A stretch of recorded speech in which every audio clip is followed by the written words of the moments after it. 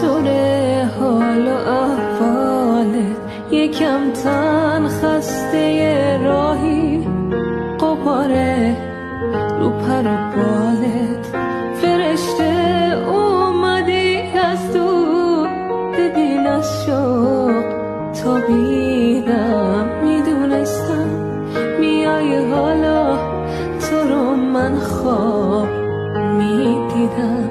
چه خوبه اومدی پیشم، تو هستی این یه تسکینه، چقدر آرامشت خوبه، چقدر حرفات شیرینه، چه خوبه اومدی پیشم.